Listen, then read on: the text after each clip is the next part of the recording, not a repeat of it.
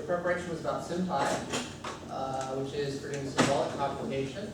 Next time we'll see NumPy and SciPy. We'll start with NumPy, and then we'll get into SciPy, which is for like numerical computation, technical computing, scientific computing, that sort of thing. But for now, SymPy I think is maybe a little bit more familiar. It's like a very handy calculator, kind of like if you're TA 89 can do symbolic equations and all SymPy can do it even better probably. So a few questions that I noticed were pretty common. One thing talked about you shouldn't use, say, eval_f on unsanitized input, it said. And that was a common question. Unsanitized means that, so it's possible that if somebody wrote in code that could potentially be malicious. You know, like if eval_f causes eval to run on that string, right? That means whatever text is in there could end up being evaluated as if it were Python code. If that Python codes were bad, or to harm your computer or something like that, say it was malicious code. So you shouldn't run on code or text that could contain malicious code. Basically. Don't download text from the internet without taking a look at it and start evaluating it, right? The other question that was common was the difference between subs, eval_f, and lambdify, and I can open up a Python notebook that can show you the difference between them. They're all similar superficially, but they have pretty different purposes. Subs, an example is like, let's say that I have variables ax squared plus bx plus c, and I do a substitution on it. I can take a, b, and c and substitute them for numerical values, but I could also substitute x and I could use t in place of x, right? So subs could be used to change this if I wanted to, for some reason, to 2t squared plus 3t plus 4, right? I can substitute in numerical values for these. I can also substitute in symbolic values. I could substitute a symbolic expression, in fact. Whereas eval_f, so this is like subs, eval_f is only for getting a numerical result. So if you tried plugging in dictionaries for eval_f, for performing the substitutions that weren't all numerical values, and there were some variables still left, or some symbols still left, it wasn't going to work. So give that a shot. This is only for, all values need to be numerical. So that's for numeric evaluation. Eval_f, floating point, is how you can think of it. And lambdify is also pretty different.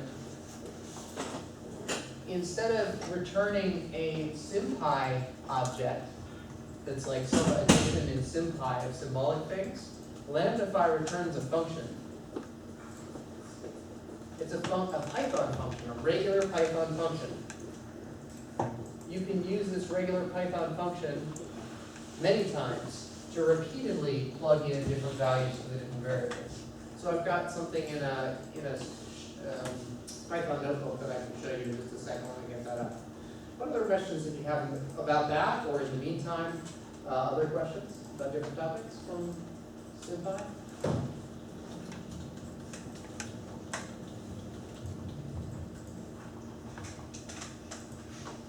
No other questions?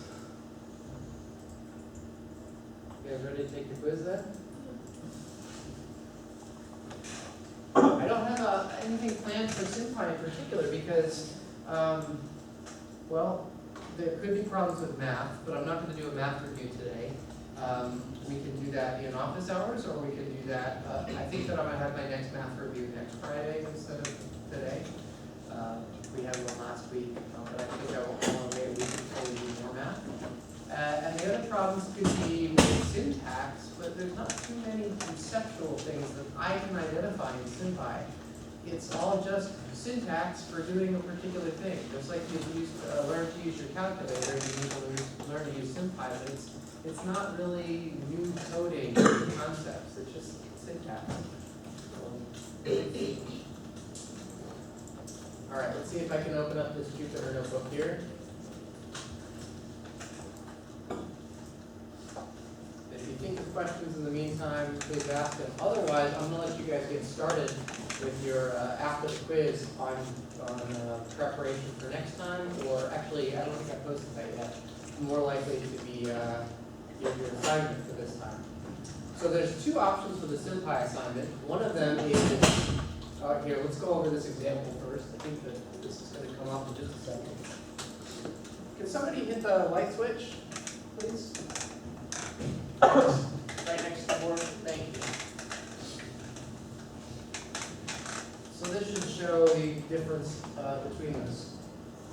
So here's the preparation notebook. So if you do have questions about syntax or different things, you're welcome to download this. There was a question about how did I get the value of the mole ratio symbolically. Well, that's this one right here. And here's basically typing out all the different things that were in the preparation. But here at the bottom, I declare a bunch of symbols, and I give the same example that I have up here or I had it here on the board just a second ago. So here's I'm going to use subs, right? I'm going to replace A with 2, B with 3, but I'm going to replace C with P. Well, I guess I could make this 4, and I could do exactly what I did on the board, which is make X, I'll turn X into T. How about that? Oops. Something's wrong. Oh boy. Just totally, I need to run this whole thing. Okay, run off. Oh, it looks like display wasn't working for just a second. Okay, so notice that I've replaced X with T and all the other variables have been replaced with numeric values. Right? And when we do the eval-f version, all of these have to be numerical. And notice it ends up with a floating point value. If I plug in exactly the same dictionary as before, that's not going to work. It just doesn't do anything. It doesn't even do the substitutions that it can, right? So that doesn't work at all. I have to put in a numeric value. And then lambdify, I can specify, all right, A, B, C, and X are all the variables in this, in the original expression, right? And so I'm going to return a function that takes in values for A, B, C, and X, and spits out the result. And so let's print out what y3 is. Print y3 of all that. That's going to be 69 there because it's, I guess A is 2 and X is 5 squared plus 3 times 5 plus 4.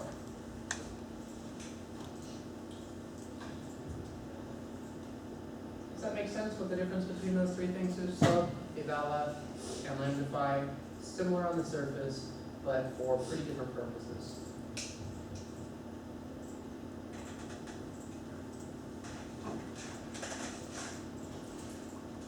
Yeah?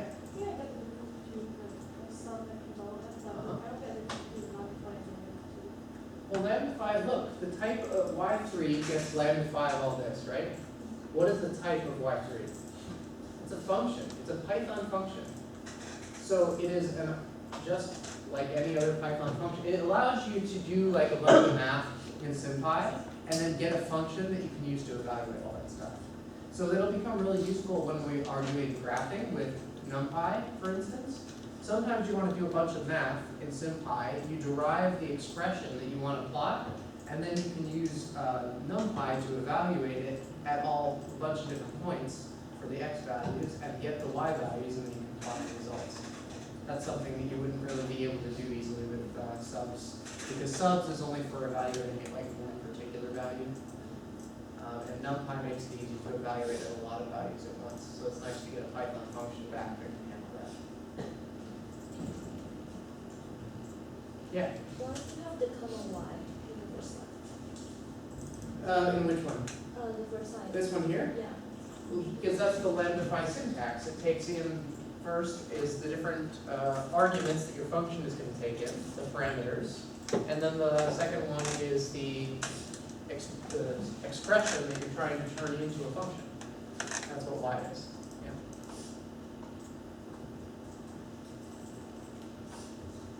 Yeah. What if you substitute t instead of 5 over here? I don't think that's gonna work, because what is a Python function gonna do if you put in t here? It's just gonna crash, probably. Oh, actually, that's interesting. Why does that work? Oops. I'm surprised, actually, because I wouldn't expect a Python function. Let's see, I suppose that when, actually, sorry, that makes a little bit of sense, right? Because SymPy works, that's actually a really good question. So SymPy works by defining object types or classes that, and they overload the plus operator, right? And they overload all the different operators. So inside, we've got basically a Python function that looks like this. When we lambdify this, we have basically def y3, a, b, c, and x, right? That's basically what we've created, is a Python function that evaluates that. And inside it, it looks something like this. It looks something like return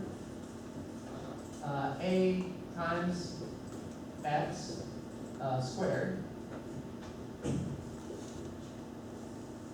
Those are supposed to be regular asterisks, right? Because that's squared.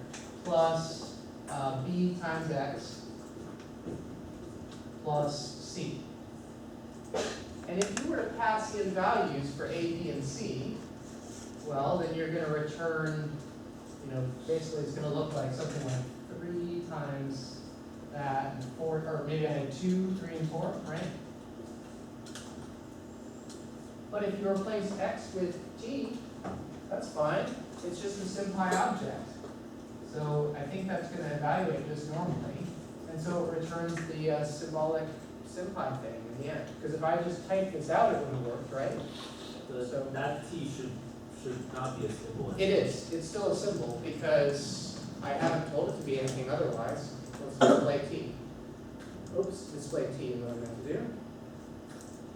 T is still a symbol. I turned it into a symbol up here. Oh, Yeah. So, sorry. So if t were something else, but I've been using t because I defined it as a symbol up here. So it's just a normal SymPy thing, and it is the plus operation involving symbols has been overridden through magic methods to mean whatever it means here, the SymPy thing. So sure it works. Good question. Yeah. How is A range different from A range different from range. Let me remind myself. Actually, let's look that up. This is array range. So we're not getting into NumPy yet. Yeah, that's NumPy.array range. Yeah. It was used somewhere. It was used somewhere? Okay, so they assume some knowledge of NumPy in a very specific part. Just don't worry about that example. We'll get to NumPy soon. Yeah. But that means it creates a NumPy array instead of a Python list. That's the basic, or an iterator. And a NumPy array is it's a little bit more similar to an array in C++. It's very useful for working with big lots of data. Is it try breaking it works? Yeah, instead of a Okay, all right. Yeah. So there's two options for the SymPy assignment, by the way. One of them is to go through a calculation and follow along with a paper. So back in grad school, I played around. Well, you'll read the paper if you're interested. But we were looking at whether a tail is good on a cheetah robot. Like, why do animals have tails? Well, there's lots of different reasons for different animals. Kangaroos use them to balance on. They kind of use them as a third leg. Other ones, it's hypothesized that cheetahs use them for stabilization or maneuverability. When they're running across, chasing after an animal or something, trying to take it down, you notice that as they're running, their tail will swing like a huge, very fast arc, and it's almost as though it's trying to push themselves in the opposite direction. And so we thought, okay, well maybe we could use this on a robot. But then again, why should it be a tail? Maybe a reaction wheel, which is used in spacecraft. They're just like tiny, smaller disks with a lot of mass, and you spin those, and it spins the spacecraft in the opposite direction. That's the idea. So why should it be a tail that's like I guess the difference is that a tail can only swing so far, right? You can't spin a tail around and around and around, or it probably wouldn't make too much sense to do that. So why a tail? Why not just a disc? Okay, is what we're studying. And so I was trying to answer that question analytically, and I was basically just having fun with it. We ended up publishing it, although I wouldn't say it's the most practical results. But you will follow the derivation that I did to get some very pretty looking equations that I got in this paper using SymPy. And it's kind of difficult, so that's like the alternative assignment if you really wanted to get hardcore into SymPy. If you wanted to do maybe a little bit easier and less frustrating assignment, but it does involve GUIs, I also suggested the other assignment you could do is to make basically a calculator that can do your calculus homework. You can take derivatives, but it's a GUI to do so, right? So the user doesn't have to know how to do SymPy code. They just have to type out the expression and indicate what they want to do, is the idea for that. I could give a third assignment because I was just playing around over the weekend and it was making a graphing calculator with SymPy. So that could be another option for the assignment. But those are all up online, or at least the first two are. What other questions do you have before you take the quiz? Otherwise, I'll let you get started. Yeah?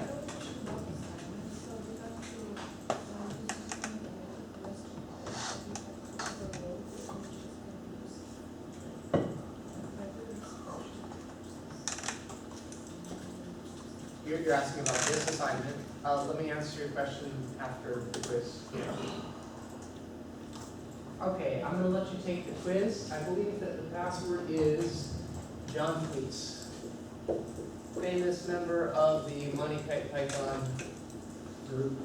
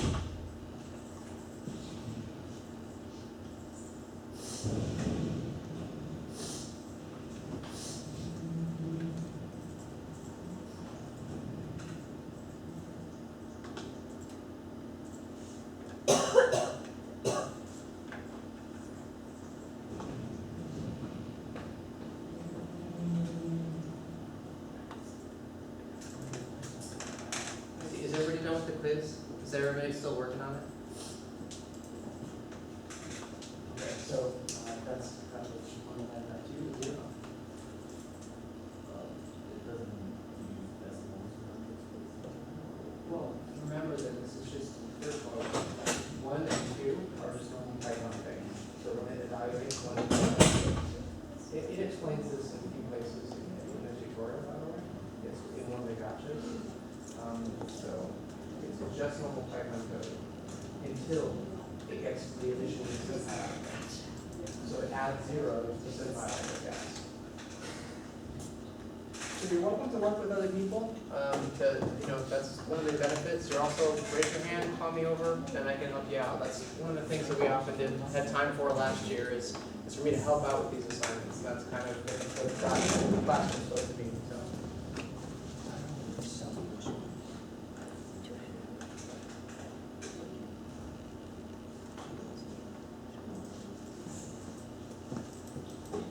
I'm updating the dates on the assignment right now, sorry about that. It says 2016.